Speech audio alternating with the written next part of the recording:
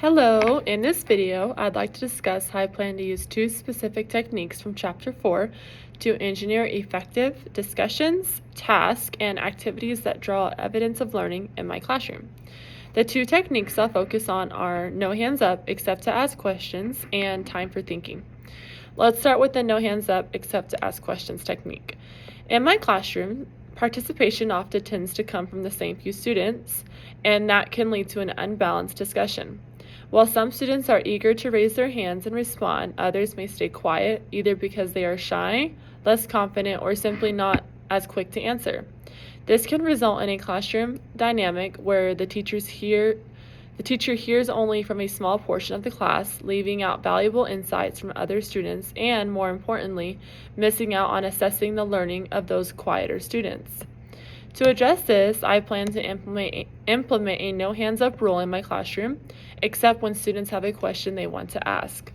Instead of calling on the first person to raise their hand, I'll pose the question to the entire class and then randomly select a student to answer.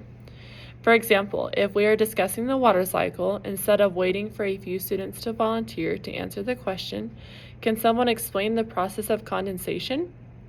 I'll give everyone a moment to think about their answer and then randomly select a student to respond. This way, every student has to remain engaged as they know they could be called on at any time. There are several methods I could use to randomize student selection. One way is to use name sticks, where each student's name is written on a stick and I draw one out of a jar. Another method is to use a random name generator on the computer, which helps keep the process fair and ensures that everyone has an equal chance of being chosen. By taking this approach, I can ensure more inclusive participation, giving all students, regardless of confidence level, the opportunity to demonstrate their understanding.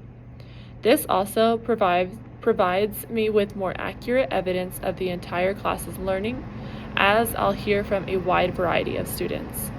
Additionally, it shifts the classroom focus from students who are always ready with the answer to those who might need an extra push to participate. Now, let's talk about time for thinking. I've found that many students who feel pressured to respond immediately when a question is asked, especially in a fast-paced classroom environment. This can sometimes lead to rushed, shallow answers or students giving incomplete responses just to avoid silence. To counter this, I plan to build in wait time after posing a question. This means that after I ask a question, I'll give the class a few moments to think, usually around 5 to 10 seconds before I ask for any responses. For example, if we are discussing the cutting down of forests in a 7th grade science class, I might ask, how do you think cutting down trees in a forest could affect the animals that live there? This question is more relatable for younger students and allows them to think about the direct consequences of cutting down forests, such as habitat loss, in a way they can understand.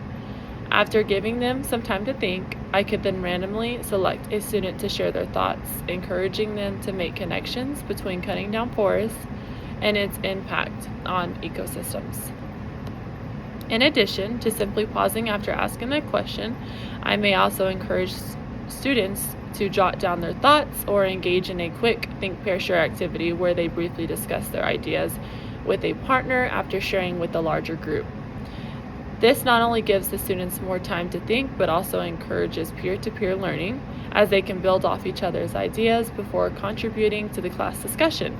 It also supports students who might be more hesitant to speak up, as they've had a chance to organize their thoughts and discuss them with a peer first.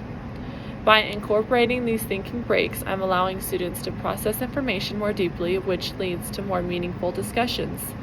It also helps students who might need a bit more time to gather their thoughts, boosting their confidence and ensuring that their contributions are well considered.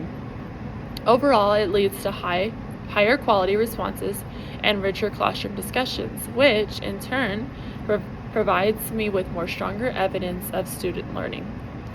In conclusion, by using the no hands up except to ask questions technique, I aim to foster more inclusive participation and ensure that I hear from a wide range of students. Meanwhile, time for thinking will allow students to reflect and give more thoughtful, meaningful responses.